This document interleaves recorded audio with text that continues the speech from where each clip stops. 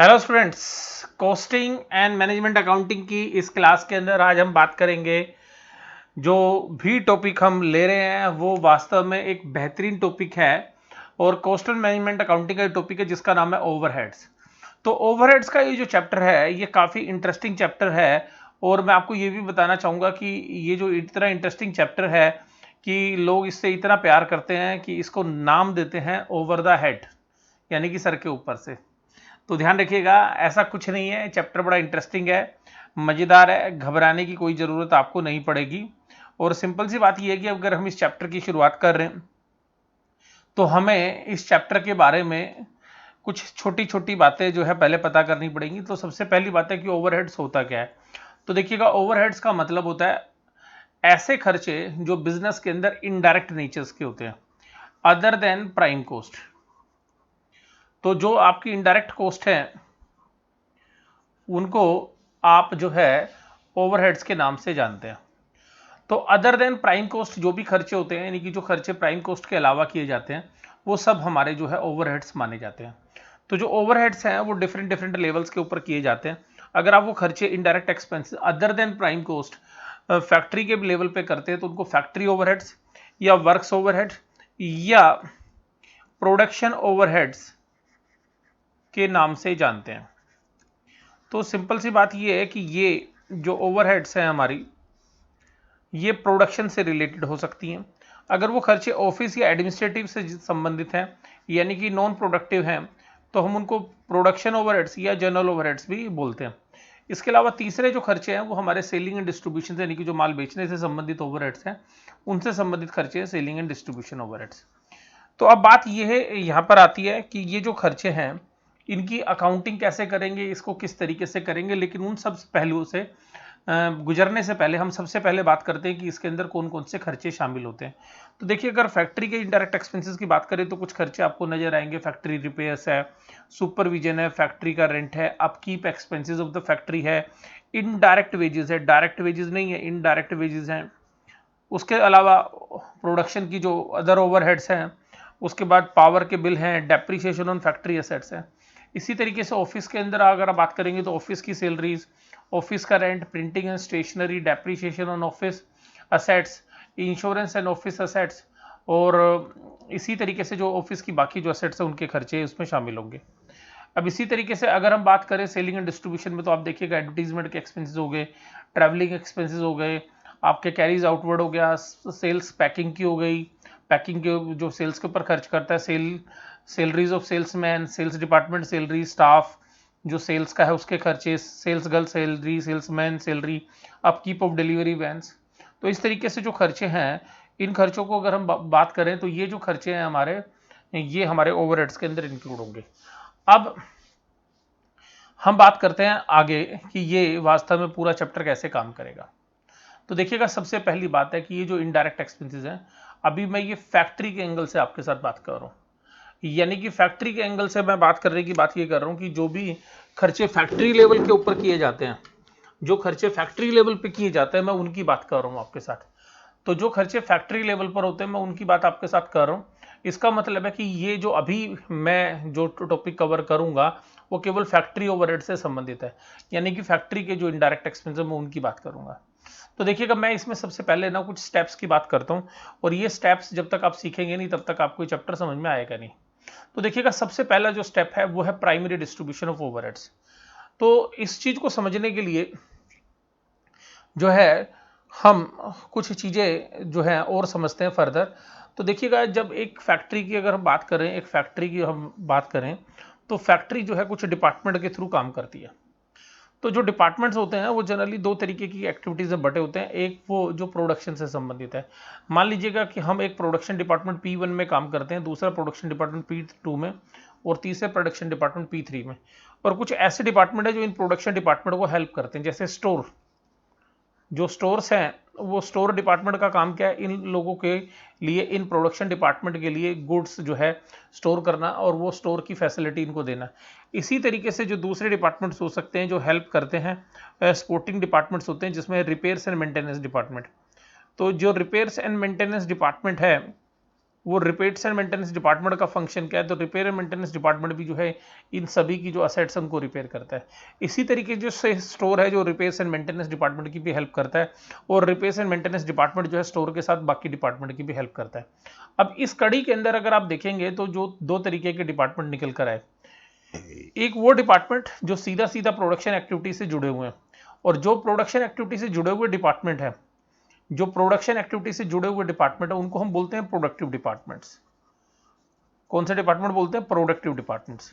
और जो दूसरे हेल्प करने के लिए होते हैं ये एंसिलरी होते हैं, सहायता देते हैं, इसलिए इनको हम बोलते हैं सर्विस डिपार्टमेंट। तो दो तरीके के डिपार्टमेंट हो गए, प्रोडक्शन डिपार्टमेंट और सर्विस डिपार्टमेंट। तो ये जो प्रोडक्शन डिपार्टमेंट है या जो सर्विस डिपार्टमेंट्स हैं ये कैसे काम करेंगे, तो हमें जो भी कैलकुलेशन करनी है वो वास्तव में वो इन प्रोडक्शन डिपार्टमेंट के लिए करनी है प्राइम एफएसी। और वो कैलकुलेशन क्यों करनी है, किन स्टेप से गुजरना है, उन सब पहलुओं पर जो है मैं बात आपके साथ करूंगा। तो देखिएगा जो भी फैक्ट्री के अंदर सारे खर्चे होते हैं उनको हम प्राइमरीली कैलकुलेट करते हैं उन सभी डिपार्टमेंट पे जिनके लिए वो खर्चा हुआ है। अब ये जो खर्चा हुआ है, ये जो भी खर्चा हुआ है उसको हम इनके रिकॉर्ड में डाल देते हैं, यानी कि प्रोडक्शन डिपार्टमेंट 1 में, 2 में, 3 में, सर्विस है तो सर्विस डिपार्टमेंट्स में। तो हम इसको मान लेते हैं S1 और इसको मान लेते हैं S2। तो इनके अंदर जो है हम वो सारे खर्चों को जो है डिस्ट्रीब्यूट करते हैं, जो भी इनडायरेक्ट नेचर के जो खर्चे हैं, और इसी स्टेप को हम बोलते हैं प्राइमरी डिस्ट्रीब्यूशन ऑफ ओवरहेड्स। अब ये जो प्राइमरी डिस्ट्रीब्यूशन ऑफ ओवरहेड्स है इसके अंदर हम सबसे खास बात क्या करते हैं, हम एक स्टेटमेंट प्रिपेयर करते हैं जिसमें हम लिखते हैं distribution of overheads between production department and service department, जिसको हम प्राइमरी डिस्ट्रीब्यूशन बोल रहे हैं। तो ये जो प्राइमरी डिस्ट्रीब्यूशन की जो स्टेटमेंट है ये हम बना रहे हैं इसमें, और ये प्राइमरी डिस्ट्रीब्यूशन की जो स्टेटमेंट है इसमें डिपार्टमेंट लिखे P1, P2, P3 और सर्विस डिपार्टमेंट को रखा S1 और S2। तो इस तरीके से ये जो भी खर्चे आप कर रहे हैं यहाँ पे, उन खर्चों को आप क्या करेंगे, उन खर्चों को आप लिखेंगे, जो भी खर्चे आपने इनके लिए इनडायरेक्ट एक्सपेंसेस किए पहले उनका नाम डालेंगे। जैसे मान लीजिए हमने रेंट किया, तो अब रेंट का जो पैसा खर्च हुआ, अब रेंट किस बेसिस के ऊपर डिस्ट्रीब्यूट करो। अगर रेंट पूरे सारे डिपार्टमेंट का इकट्ठा खर्च किया गया, मतलब पूरे के पूरे जितने भी डिपार्टमेंट्स हैं उन सभी डिपार्टमेंट का जो रेंट है वो इकट्ठा जाता है, तो हम उस रेंट को ये तो नहीं कह सकते कि वो प्रोडक्शन डिपार्टमेंट 1 का है, प्रोडक्शन डिपार्टमेंट 2 का है, 3 का है, S1 का, S2 का है। तो हमारे को यहाँ पर एक बेसिक चीज देखनी पड़ेगी कि इस रेंट के खर्चे को हमें इन सभी डिपार्टमेंट में डिस्ट्रीब्यूट करना है। अब डिस्ट्रीब्यूशन करना है तो हमें क्या देखना पड़ेगा, क्योंकि इन सब ने कुछ ना कुछ एरिया ऑक्यूपाई किया होगा। जैसे मैंने भी आपको एक बिल्डिंग दिखाई फैक्ट्री, जिसमें 3 प्रोडक्शन डिपार्टमेंट थे, 2 सर्विस डिपार्टमेंट थे। अगर मान लीजिए उस पूरी फैक्ट्री का रेंट जाता है या उस पूरी फैक्ट्री का डेप्रीशिएशन आप लगाते हैं, तो उसको किस रेशियो में डालना चाहिए, तो जितना एरिया उन्होंने ऑक्यूपाइड किया हुआ है उस रेशियो के अंदर हम उसको डिस्ट्रीब्यूट कर देंगे। तो एरिया जो ऑक्यूपाइड किया है उसके अंदर हम उसका डिस्ट्रीब्यूशन करेंगे, तो जितने भी डिपार्टमेंट्स थे उन सब का हम डिस्ट्रीब्यूशन इस तरीके से कर देंगे। फिर उसी तरीके से मान लीजिएगा डेप्रीशिएशन होगा, तो जितनी भी वैल्यू ऑफ असेट्स उनके पास थी तो उस रेशियो के अंदर हम इसको डिस्ट्रीब्यूट कर देंगे। इनको जो डिस्ट्रीब्यूशन करते हैं this is known as apportionment. Apportionment का मतलब होता है when joint expenses is distributed between the 2 और मोर प्रोडक्शन डिपार्टमेंट्स। जब 2 या 2 से ज्यादा production department including service departments के अंदर जब आप डिस्ट्रीब्यूशन करते हैं तो उसको आप बोलते हैं अपॉर्शनमेंट। तो बंटवारा करना है आपने जो इनडायरेक्ट एक्सपेंसेस है उनका। उसके बाद हम बात कर रहे हैं पावर की। अगर जो बिजली का बिल है तो बिजली का बिल जनरली डिपेंड करता है कि जो आपके पास मशीनें, अगर किसी डिपार्टमेंट में बड़ी मशीनें हैं तो उनकी जो मशीनें की जो पावर होती है वो हॉर्स पावर से कैलकुलेट होती है और वो कितने घंटे चलती हैं। तो जनरली इसका जो डिस्ट्रीब्यूशन होता है वो हॉर्स पावर को मशीन आवर से मल्टीप्लाई करके जो वैल्यू आती है उसके बेस पर जो है हम कैलकुलेट करते हैं, और वो जो रेशो आती है उस रेशो के अंदर हम इन सब के अंदर प्रोपोर्शनेटली बांट देते हैं। इसके बाद जो लाइटिंग के खर्चे हैं, तो लाइटिंग के खर्चे लाइट के जो पॉइंट्स होते हैं, यानी कि लाइट के कितने पॉइंट्स हैं, जैसे मान लीजिएगा कितने बल्ब लगे हुए हैं, कितने ट्यूब्स लगे हुए हैं, ये जितने स्विचेस हैं उन स्विचेस से भी आप कैलकुलेट कर सकते हैं कि किस डिपार्टमेंट में कितने स्विचेस यूज होते हैं। इसी तरीके से जो बाकी जो खर्चे हैं वो भी आप इसी तरीके से डिस्ट्रीब्यूट करेंगे। तो आप देखिएगा यहाँ पर जब ये प्राइमरी डिस्ट्रीब्यूशन आप कर लेंगे तो उसके बाद आप एक दूसरे डिस्ट्रीब्यूशन की तरफ आएंगे जिसको बोलते हैं सेकेंडरी डिस्ट्रीब्यूशन। तो जो सेकेंडरी डिस्ट्रीब्यूशन है तो हमने यहाँ पे एक आर्टिफिशियली कुछ वैल्यूज डाल दी है, मान लीजिएगा 40,000, 30,000, 20,000, 4,000 एंड 3,000। तो ये जो खर्चे हमने यहाँ डाल रखे हैं ये आर्टिफिशियली आपके साथ जो हमने शेयर कर दिए कि ये इस तरीके से खर्चा इनके लिए जब हम टोटल लगाएंगे प्राइमरी डिस्ट्रीब्यूशन के बाद, तो हम सेकेंडरी डिस्ट्रीब्यूशन पर आएंगे। अब सेकेंडरी डिस्ट्रीब्यूशन का जो पर्पस होगा वो ये होगा कि जो सर्विस डिपार्टमेंट्स हैं, क्योंकि ये खुद तो कुछ प्रोडक्शन करते नहीं, तो जब किसी की कॉस्ट पर यूनिट निकालेंगे तो इनकी तो कॉस्ट बात ही नहीं होती, क्योंकि ये तो किसी माल को सीधा बनाते नहीं है, किसी फिनिश्ड गुड्स को सीधा सीधा प्रोड्यूस करते नहीं है। तो अगर ये सीधा सीधा फिनिश्ड गुड्स को प्रोड्यूस नहीं करते हैं माय डियर, तो सीधी सी बात ये कि इनका जो खर्चा है वो आना नहीं चाहिए प्रोडक्ट की कॉस्ट के अंदर। लेकिन क्योंकि इन डिपार्टमेंट के जो खर्चे हो रहे हैं, इन डिपार्टमेंट ने जो पैसा खर्च किया है, उन डिपार्टमेंट ने, यानी कि ये जो सर्विस डिपार्टमेंट है, इनका पैसा कहीं ना कहीं उन डिपार्टमेंट में एलोकेट करना है जिन्होंने प्रोडक्शन या मैन्युफैक्चरिंग एक्टिविटीज की हैं। तो अल्टीमेटली इन खर्चे को हम इनके अंदर अपोर्शनमेंट कर देते हैं, जिसको हम बोलते हैं सेकेंडरी डिस्ट्रीब्यूशन। तो इन खर्चों को भी हम डिस्ट्रीब्यूट करते हैं। लेकिन अब यहाँ पे एक समस्या ये आती है कि जब एक सर्विस डिपार्टमेंट 1 है तो उसने सर्विस डिपार्टमेंट 2 को हेल्प की होगी, इसी तरीके से सर्विस डिपार्टमेंट 2 ने सर्विस डिपार्टमेंट 1 को हेल्प की होगी। तो एक समस्या हमारे सामने आती है कि जब हम इसका डिस्ट्रीब्यूशन करेंगे तो ये जो डिस्ट्रीब्यूशन है वो 1, 2 में 3 में ना होके बल्कि इसकी तरफ भी जाएगा। इसी तरीके से इसका डिस्ट्रीब्यूशन भी इस तरीके से जाएगा। तो यहां पर दो तरीके हैं, नॉन रेसिप्रोकल और रेसिप्रोकल, यानी कि आपस में वो एक दूसरे पर डलते हैं या नहीं डलते। तो अभी हम ये मान के चल रहे हैं कि वो खर्चे जो है सभी डिपार्टमेंट में डल रहे हैं। तो इस सेकंड प्रोसेस के अंदर हम कुछ मेथड्स को जो है डिस्कस करेंगे जो कि रेसिप्रोकल और नॉन रेसिप्रोकल है। तो जनरली जो है हम रेसिप्रोकल मेथड्स की बात करेंगे कि एक दूसरे के लिए जो वो डाल रहे हैं। तो इस डिस्ट्रीब्यूशन को हम जो सीखेंगे वो सीखेंगे 3 मेथड की हेल्प से। तो ये पैसा जो इन दोनों डिपार्टमेंट का खर्चा है वो इन तीनों डिपार्टमेंट में कैसे डिस्ट्रीब्यूट होगा, तो हम इन खर्चों को इस डिपार्टमेंट में कैसे डिस्ट्रीब्यूट करेंगे। जैसे आप देखिएगा मैंने इसकी 4000 को दिखाया हुआ है, 1500 1500 1000, इसके 3000 को दिखाया हुआ है 1000 1000 1000। तो यहां पर इनके खर्चे जो है जीरो हो गए। तो यहां पर देखिएगा इनका जो ये ओवरहेड्स हो गए, ये तो प्रोडक्शन डिपार्टमेंट के ओवरहेड तो टोटल हो गए, लेकिन बाकी इन सभी डिपार्टमेंट के खर्चे जीरो हो गए। तो यहां पर इस डिस्ट्रीब्यूशन के अंदर हमने सेकेंडरी डिस्ट्रीब्यूशन करना है। तो अब देखिएगा प्राइमरी डिस्ट्रीब्यूशन और सेकेंडरी डिस्ट्रीब्यूशन के बाद हमें सेकेंडरी डिस्ट्रीब्यूशन में किन मेथड्स को यूज करना है। तो देखिएगा जब हम सेकेंडरी डिस्ट्रीब्यूशन की बात करेंगे तो जो हमारे मेथड्स होंगे तो उसमें 3 मेथड जो है बड़े पॉपुलर है और ये नॉन रेसिप्रोकल है, रेसिप्रोकल मेथड्स हैं। और यहाँ पर पहला मेथड है रिपीटेड डिस्ट्रीब्यूशन मेथड, दूसरा है साइमल्टेनियस इक्वेशन मेथड और तीसरा ट्रायल एंड एरर मेथड। इसी तरीके से एक मेथड यहाँ पे ये है कि जो दूसरे से संबंध नहीं करेगा, यानी कि वो सीधा केवल प्रोडक्शन डिपार्टमेंट डिस्ट्रीब्यूट करेगा। तो ये 3 मेथड जो हैं वो अलग तरीके से काम करेंगे। और ये जो स्टेप मेथड है इसके अंदर हम सीधा नॉन रेसिप्रोकली केवल 3 डिपार्टमेंट यानी कि जो प्रोडक्शन डिपार्टमेंट्स हैं उनके अंदर खर्चा डालेंगे। इनके अंदर प्रोडक्शन और सर्विस में आपस में एक दूसरे के लिए भी काम करेंगे। तो यहाँ पे सीधी सी बात है, रेसिप्रोकल्स हैं, ये नॉन रेसिप्रोकल्स हैं। तो इस 3 मेथड का नाम है repeated distribution method, simultaneous equation method, trial and error method and step method. तो इन मेथड के थ्रू जो है हम डिस्ट्रीब्यूशन करेंगे सेकेंडरी डिस्ट्रीब्यूशन। तो अभी देखिएगा सबसे पहला काम किया हमने, जितने भी प्रोडक्शन डिपार्टमेंट है, सर्विस डिपार्टमेंट, उनको अगर हम सबके खर्चे अलग अलग बांट दें तो उसको बोलते हैं प्राइमरी डिस्ट्रीब्यूशन। सेकेंडरी हमने काम क्या करना है, हमने सेकेंडरी काम ये करना है कि जो सर्विस डिपार्टमेंट के खर्चे थे वो प्राइमरी डिस्ट्रीब्यूशन के अंदर आपने डाल देने हैं। तो that is known as secondary distribution. अब उसके बाद जो स्टेप नंबर 3 आएगा, वो स्टेप नंबर 3 क्या है। तो step number 3 is very simple कि हम कैलकुलेशन करेंगे किसकी, ओवरहेड रिकवरी रेट्स की या अब्जॉर्प्शन रेट्स की, कि जो हम काम करते हैं प्रोडक्शन डिपार्टमेंट में जो हमारा खर्चा हुआ है वो पर यूनिट कितना हुआ। तो अब देखिएगा कुछ जगह पर जो खर्चे होते हैं वो पर यूनिट के हिसाब से आप कैलकुलेट नहीं कर सकते, क्योंकि वहां पे बहुत सारी डिफरेंट यूनिट्स प्रोड्यूस होती हैं। वहां पर 4 तरीके के 6 तरीके के सामान बनते हैं, लेकिन वो जो सामान बनते हैं वो वास्तव में मशीन के घंटों से जो है डिपेंड करते हैं, या वहां पे लेबर काम करती है मेजरली। तो जो लेबर के घंटे हैं या जो लेबर या मशीन के जो घंटे हैं वो इंपॉर्टेंट है।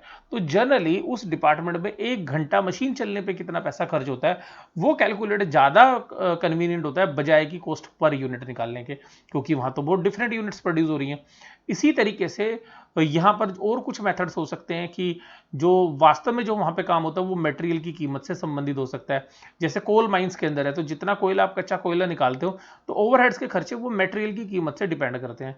कुछ जगह सारा काम मेहनत से ही संबंधित होता है, तो जहां पर मेहनत यानी कि जो लेबर की जो है वो घंटों के हिसाब से पेमेंट नहीं होती बल्कि टाइम के हिसाब से वेजेस मिलती है। तो हो सकता है कि जो लेबर की कॉस्ट है उसके हिसाब से ये ओवरहेड रिलेट करती हो।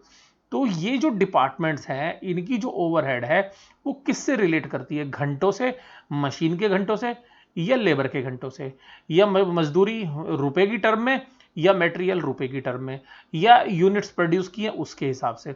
तो इन सभी बेसिस को ध्यान में रखते हुए यहां पर हमें उसके नेचर ऑफ प्रोडक्शन को देखना पड़ता है कि वहां पर जो एक्टिविटी है प्राइमरली या प्रीडोमिनेंटली किस तरीके से होती है। तो प्राइमरली या प्रीडोमिनेंटली जिस एक्टिविटी से वो संबंधित होते हैं उस तरीके का ओवरहेड रिकवरी रेट हम उस डिपार्टमेंट के लिए जनरली कैलकुलेट करते हैं। और उस कैलकुलेट को करने का हमारा जो सीधा पर्पस है वो इसीलिए निकालते हैं कि हम जो है हम अपनी जो कॉस्ट है किसी भी प्रोडक्ट या सर्विसेज की निकालें तो उसके अंदर उस कॉस्ट को हम एक बेस मानते हुए निकाल लें। तो देखिएगा जब हम कॉस्ट शीट बनाएंगे तो हमारे पास प्राइम कॉस्ट तो होगी, लेकिन फैक्ट्री के अंदर जो ओवरहेड्स हैं वो कितनी होंगी। तो कॉस्टिंग के अंदर जो हम कॉस्टिंग अप्लाई करते हैं इस कॉस्टिंग को बोलते हैं अब्जॉर्प्शन कॉस्टिंग। तो जो रेट्स होते हैं these rates are predetermine overhead recovery rates. तो ये हम पिछले साल की इंफॉर्मेशन के हिसाब से कैलकुलेट करते हैं या हम उस साल का पहले से ही बजट बनाते हैं। तो दो चांसेस हैं कि हम पिछले साल के बेस पर ही हम इस साल के अंदाजा लगा लें कि कितना खर्चा होगा, या हम एक बजटेड इंफॉर्मेशन के हिसाब से एक pre determined overhead recovery rates निकालते हैं जो स्टेप नंबर 1 और 2 दोनों कंप्लीट होने के बाद होगा, यानी कि स्टेप नंबर 3 में। तो जब प्रोडक्शन डिपार्टमेंट में सारे खर्चे आ चुके होंगे तभी ये जो है डिस्ट्रीब्यूशन आपका पॉसिबल हो पाएगा।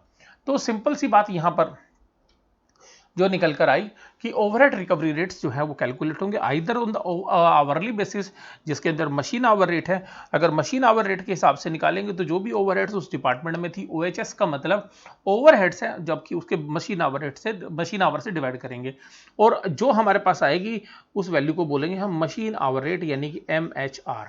तो जो मशीन आवर रेट है वो कैसे कैलकुलेट होगा, वो कैलकुलेट होगा बड़ा सिंपल, मशीन आवर रेट यानी कि जो टोटल ओवर रेट्स उस डिपार्टमेंट की थी डिवाइडेड बाय मशीन आवर्स।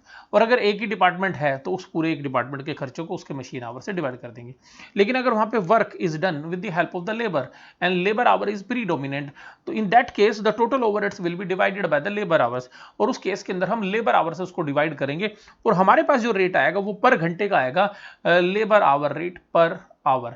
यानी कि इस तरीके से लेबर आवर रेट जो है पर आवर का आप निकालेंगे या मशीन का निकालेंगे वो डिपेंड करता है कि द नेचर ऑफ वर्क जो है उस डिपार्टमेंट में किस तरीके से होता है। प्रीडोमिनेंटली वहां पर जो वेजेस हैं या सैलरीज हैं या जो खर्चे होते हैं वो किस तरीके से किए जाते हैं। If the work is not measured in the hourly basis then we use percentage method. अगर वो नहीं है, घंटे नहीं दे रखे हमारे को, तो हम ये देखते हैं कि वो ओवरहेड्स डायरेक्ट मटेरियल की कॉस्ट का कितना परसेंटेज है। तो यहां पर इनको परसेंटेज मेथड अप्लाई करते हैं जिसमें direct material percentage cost method है। अगर वो वेजेस से रिलेटेड है तो डायरेक्ट परसेंटेज मटेरियल की कीमत से लेते हैं, और अगर if the both wages and direct material both are predominant then we use prime cost method. तो ओवरहेड्स को हम प्राइम कॉस्ट से डिवाइड करके 100 से मल्टीप्लाई करते हैं। तो जो भी बेस है उससे हम उसको डिवाइड करते हैं। तो overhead divided by direct material, overhead divided by direct labour cost. तो ये जो डायरेक्ट लेबर की कॉस्ट है रुपी टर्म में, ध्यान रखिएगा ये रुपी टर्म वाली कॉस्ट है। और इसी तरीके से ये जो प्राइम कॉस्ट है ये भी आप अगर निकालेंगे तो ये जो प्राइम कॉस्ट होगी ये प्राइम कॉस्ट जो है उससे डिवाइड करेंगे। लेकिन अगर आप वहां पे बहुत सारे काम करते हैं एक साथ, बहुत सारी यूनिट प्रोड्यूस करते हैं, या तो जो आपका मेथड हो सकते हैं वो किसके ऊपर भी बेस्ड हो सकते हैं। वो मेथड हो सकते हैं आपके किसके ऊपर बेस्ड, नंबर ऑफ यूनिट्स के ऊपर। तो नंबर ऑफ यूनिट्स के हिसाब से overheads divided by units produce, तो जितनी भी यूनिट्स प्रोड्यूस की हैं, या अगर आपके नंबर ऑफ जॉब्स हैं, बहुत सारे काम होते हैं, तो overheads divided by number of jobs. तो जो नंबर ऑफ जॉब्स हैं उनसे आप जो है डिवाइड कर सकते हैं। तो मुझे उम्मीद है कि ये बात आप समझ गए होंगे कि किस तरीके से सारी कैलकुलेशंस हुई हैं। अब देखिएगा यहाँ पे प्राइम कॉस्ट क्या होती है। तो प्राइम कॉस्ट आप लोग जानते हैं कि डायरेक्ट मटेरियल, डायरेक्ट लेबर और डायरेक्ट एक्सपेंसेस के टोटल को जो है हम प्राइम कॉस्ट बोलते हैं। तो इन तीनों के टोटल को हम प्राइम कॉस्ट बोलते हैं। तो स्टेप नंबर 3 के बाद स्टेप नंबर 4 में हम क्या करते हैं। स्टेप नंबर 4 में पेपर सेटर आपको एक सवाल देता है कि देखिएगा ये काम करने में हमें इतना मटेरियल लगेगा, इतना लेबर लगेगा, और हमारी कंपनी मशीन आवर रेट लगाती है, तो आप हमारा एक एस्टिमेटेड कॉस्ट निकाल के दीजिए कि हमारी क्या कॉस्ट उस प्रोडक्ट की आनी चाहिए। तो देखिएगा यहाँ पर जो है इस स्टेप नंबर 4 के अंदर हमें वो इन्फॉर्मेशन जो देगा, एक्चुअल इन्फॉर्मेशन, उसके बेस पर हमें या तो एक जॉब की काम दिएगा तो जॉब की कॉस्ट शीट बनाएंगे, या आपको एक पूरी प्रॉपर जो है कॉस्ट शीट बनवा सकता है जो भी यूनिट्स उन्होंने साल भर में प्रोड्यूस किए। तो पर्टिकुलरली एक काम की कॉस्ट शीट भी बनवा सकता है या सारे काम की कॉस्ट शीट भी बनवा सकता है, वो डिपेंड करता है वो पेपर सेटर के ऊपर कि वो उसमें से क्या पूछता है आपसे। तो देखिएगा सबसे पहली बात क्या है कि यहाँ पर जो है डायरेक्ट मटेरियल जो भी होगा, डायरेक्ट लेबर होगी, डायरेक्ट एक्सपेंस, और इसके बाद आपके आ जाएंगे प्राइम कोस्ट। और इस प्राइम कोस्ट के अंदर आप लोग जानते हैं कि जब ये प्राइम कोस्ट निकल जाएगी तो फैक्ट्री ओवरहेड्स आप ऐड करेंगे। अब ये जो फैक्ट्री ओवरहेड्स हैं ये प्री डिटरमाइन रेट से, ये ध्यान रखिएगा, ये प्री डिटरमाइन रेट से यानी कि जो आपने निकाली है उन रेट से कैलकुलेट होगी, प्री डिटरमाइंड रेट से। अब ये जो प्री डिटरमाइंड रेट्स होंगे इनसे आपने निकाल लिया। अब ये प्री डिटरमाइंड रेट्स जो आपने स्टेप नंबर 2 में निकाला है, तो मान लीजिएगा इसने कहा कि इस काम में 10,000 घंटे लगते हैं और हमने पिछले स्टेप में निकाला 5 रुपए पर घंटा खर्च आता है, तो 10,000 इंटू 5। मान लीजिएगा यहाँ पे 5,000 लेबर के घंटे दिए हुए हैं, तो इसका मतलब है लेबर से काम होता है और हमारा लेबर आवर रेट निकला है मान लीजिएगा 6 रुपीज़। तो हमने क्या करना है कि इस 5,000 को किससे मल्टीप्लाई कर देना है, 6 से। तो 5,000 मल्टीप्लाई बाय 6, 30,000। लेकिन उसने कहा कि नहीं जी, आप जो मेथड निकालेंगे वो direct material cost percentage method निकालेंगे, और मान लीजिए हमारा direct material cost percentage method है 60%, तो हम क्या करेंगे, इसका 60% कर देंगे जो एक्चुअल में। तो ध्यान रखिएगा जो भी एक्चुअल इंफॉर्मेशन आपको दे रखी होगी, या तो आवर्स की होगी, आवर्स की ऐसी हो सकती है, मशीन आवर की हो सकती है, या किसकी हो सकती है, लेबर आवर्स की हो सकती है, या आपको मटेरियल कॉस्ट की, जिसके हिसाब से भी इंफॉर्मेशन दी होगी उसके हिसाब से हम इस कॉस्ट शीट को बनाएंगे। और उस फैक्ट्री ओवरहेड के बाद जो फैक्ट्री के अदर ओवरहेड्स हैं, यानी कि जो सेलिंग एंड डिस्ट्रीब्यूशन के ओवरहेड्स हैं और जो प्रॉफिट्स हैं, उनको जोड़ के हम उस जॉब की या उस पूरे वर्क की जो है सेल्स वैल्यू वर्कआउट कर लेंगे। तो ये था हमारा स्टेप नंबर 4। अब स्टेप नंबर 5 में क्या है, अगर आपको उसने कॉस्ट शीट दे दी पूरे बिजनेस की एज ए होल, तो अगर उसने पूरे बिजनेस की एज ए होल आपको दे दी कि सारी की सारी इंफॉर्मेशन की जितनी यूनिट प्रोड्यूस करनी है उसकी कॉस्ट शीट बनानी है, तो आप स्टेप नंबर 5 में भी आएंगे। और स्टेप नंबर 5 में आप ये देखेंगे कि जो काम कंप्लीट हो जाएगा, क्योंकि आपने कॉस्ट शीट तो बना ली होगी एडवांस में pre determine overhead recovery rate से, और उसके बाद आप देखेंगे कि जब आपका पीरियड खत्म हो जाएगा कि वास्तव में उस काम में एक्चुअल खर्चा आया कितना। तो जब एक्चुअल खर्चा आया होगा वो या तो कम होगा या ज्यादा होगा। तो आपने जो कॉस्ट शीट के अंदर ओवरहेड्स लिखी उनको बोलते हैं अब्जॉर्ब्ड ओवरहेड्स। क्या बोलते हैं, अब्जॉर्ब्ड ओवरहेड्स। तो जो आपने प्री डिटरमाइंड रेट से लिए हैं, और इसका एक और नाम भी होता है, इसका नाम होता है रिकवर्ड ओवरहेड्स। यानी कि आपने जो ओवरहेड्स रिकवर्ड किए हैं, तो रिकवर्ड ओवरहेड्स, तो जो रिकवर्ड ओवरहेड्स हैं वो भी बोल सकते हैं आप इसको। इसके अलावा इसका एक और नाम भी है, इसका रिकवर्ड है, अब्जॉर्ब्ड है। इसके अलावा इसको और भी बोलते हैं ओवरहेड्स चार्ज्ड ओवरहेड्स। तो आप देखिएगा इनके जो नाम है उसी में बच्चा कभी कभी कंफ्यूज हो जाता है कि नाम में ही वो फंस जाता है कि जी नाम क्या है। तो देखिएगा यहां पर ये जो रिकवर्ड्स के रेट हैं ये जो आपने निकाले, तो ये आपने प्री डिटरमाइंड है। अब जब आप एक्चुअल में देखेंगे तो खर्चा कम भी हो सकता है, ज्यादा भी हो सकता है। देखिए if actual overheads are more than the absorbed overheads या अप्लाइड ओवरहेड्स, इनको चौथा नाम भी मैंने आपको बता दिया, ये लीजिए।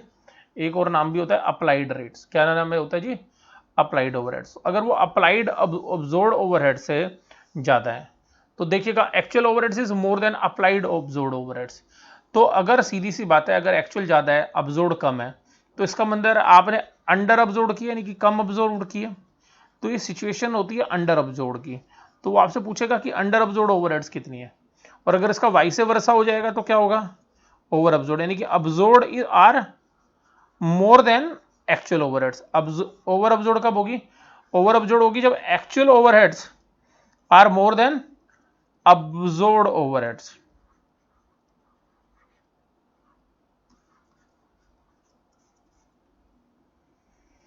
राइट। तो अगर एक्चुअल ओवरहेड्स किससे ज्यादा है, sorry, absorbed overheads are more than actual overheads, तो अब्जॉर्ब्ड का फिगर अगर ज्यादा है एक्चुअल से तो अब्जॉर्ब्ड हो जाएंगे, अगर एक्चुअल कम है तो अब्जॉर्ब्ड कम है, इसका मतलब है अंडर अब्जॉर्ब्ड हो जाएंगी। फिर हम इसकी ट्रीटमेंट देखते हैं। तो ट्रीटमेंट जो है वो हम करेंगे स्टेप नंबर 6 में। तो देखिएगा स्टेप नंबर 6 जो है वो तभी अप्लाई होगा जब आप अंडर अब्जॉर्ब्ड या ओवर अब्जॉर्ब्ड निकाल लेंगे। तो ये केवल उसी केस के अंदर आता है जब अंडर अब्जॉर्प्शन या ओवर अब्जॉर्प्शन होगी। अब इसके अंदर जो ट्रीटमेंट होगी वो हमारे पास 3 तरीके की ट्रीटमेंट है कि हमारे जो खर्चे कम या ज्यादा हुए, क्योंकि हम तो खर्चे डालेंगे एक्चुअल, कोई माल बनाया उसमें 60,000 खर्चा हुआ और हमने अब्जॉर्ब किया 55,000, तो 5,000 का आप क्या करेंगे, तो या तो 5000 उसकी कॉस्ट को आप बढ़ा देंगे, या 5000 अपने प्रॉफिट एंड लॉस में डाल देंगे, या ऐसा भी हो सकता है आपको कि भाई ऐसा करना जो है इस साल सही नहीं है, इस साल कुछ अबनॉर्मलिटी आ गई थी, इसको अगले साल कैरी फॉरवर्ड करो, अगले साल इस खर्चे को एडजस्ट करेंगे। तो सिमिलरली जो भी खर्चा अंडर अब्जॉर्ब होता है, ओवर अब्जॉर्ब, उसमें तीन ही ट्रीटमेंट है। या तो आपको लगता है कि अबनॉर्मल रीजंस की वजह से हुआ है, भाई साहब आपने क्या में गड़बड़ कर दी, एक्सीडेंट हो गया, दुर्घटना हो गई, चोरी हो गई, आग लग गई, तो उस कारणों से हो गया, या कोई कैलकुलेशन गलत कर दी मैनेजमेंट ने, और ये जो खर्चा था ये होना जो है वो हमारे कंट्रोल से बाहर था। तो सिंपल सी बात है, तो आप उस खर्चे को एज ए अबनॉर्मल लॉस मानते हुए डिफेक्टिव प्लानिंग अगर वो होगी, या आपके जो डिफेक्टिव लॉसेस जो है अबनॉर्मल रीजंस की वजह से हो रहे हैं, फायर की वजह से, या बाढ़ की वजह से, या चक्रवात की वजह से, साइक्लोन की वजह से, अर्थक्वेक की वजह से, तो इस तरीके के अगर लॉसेज हैं तो वो आप कहाँ डाल देंगे, कॉस्टिंग प्रॉफिट एंड लॉस में। और उसकी रिकवरी आपको पता है कि अगले पीरियड में हो नहीं सकती, तो इसी पीरियड के अंदर कॉस्टिंग पीएनएल में। दूसरा ऐसा हो सकता है कि ऐसा जो रीजन था वो नॉर्मली थोड़ा सा इन्फ्लेशन या डिफ्लेशन की वजह से हो गया, कुछ सामान थोड़ा सस्ता या महंगा आ गया, जिसकी वजह से जो वेरिएशंस थी that variation is a very normal, और वो इन्फ्लेशन या डिफ्लेशन की वजह से हो गया। तो आप जो दूसरा मेथड यूज कर सकते हैं, that method is a supplementary rate method. तो जो सप्लीमेंट्री रेट मेथड होगा उस मेथड के अंदर आप क्या करेंगे, तो सप्लीमेंट्री रेट मेथड के अंदर एक सिंपल सी बात आप करने वाले हैं कि जो भी असेट्स आपने, जो भी प्रोडक्ट आपने बनाया है, जो असेट्स बनाई है, या जो भी गुड्स आपने प्रोड्यूस किया, उसकी कॉस्ट को बढ़ा या घटा दोगे जितना भी अंडर या ओवर अब्जॉर्ब हुआ है।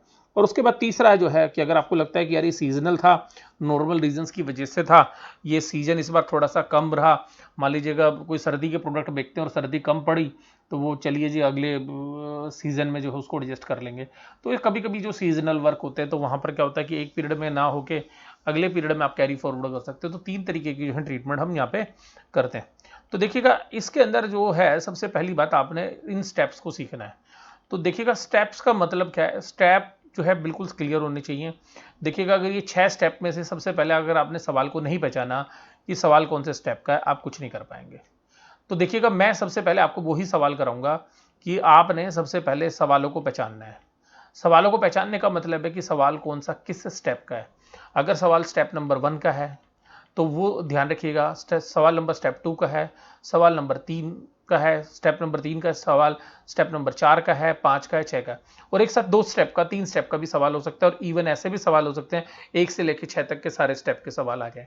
तो देखिएगा सबसे पहली बात हमने जो आपके साथ बात की थी, वो सबसे पहले हमने बात की थी प्राइमरी डिस्ट्रीब्यूशन। तो आप लोग जानते हैं कि प्राइमरी डिस्ट्रीब्यूशन कब करेंगे। प्राइमरी डिस्ट्रीब्यूशन का मतलब क्या होता है, प्राइमरी डिस्ट्रीब्यूशन का मतलब होगा कि या तो आपके खर्चे सीधे थे जो पर्टिकुलर डिपार्टमेंट में हो रहे थे अलोकेशन, या खर्चे आपके जॉइंट थे जिसका आपने क्या किया, अपोर्शनमेंट, जिसका आपने क्या किया, अपोर्शनमेंट। तो ये जो अपोर्शनमेंट या आपने उनका अलोकेशन किया प्रोडक्शन और सर्विस डिपार्टमेंट में, that is part number 1, that is step number 1। अब बात आती है दूसरा, जब ये सर्विस डिपार्टमेंट के सारे खर्चे इकट्ठे हो जाते हैं तो इस सर्विस डिपार्टमेंट के खर्चों को किस तरीके से प्रोडक्शन डिपार्टमेंट में लोकेट करते हैं। तो यहां पर इन खर्चों को आप यहां से जीरो करते हैं और यहां से इनको माइनस करके इनको जीरो कर दिया, जीरो वैल्यू वगैरह इन खर्चों को इनमें अप्रोप्रिएट कर दिया। जो प्रोडक्शन डिपार्टमेंट है इसको बोलते हैं सेकेंडरी डिस्ट्रीब्यूशन।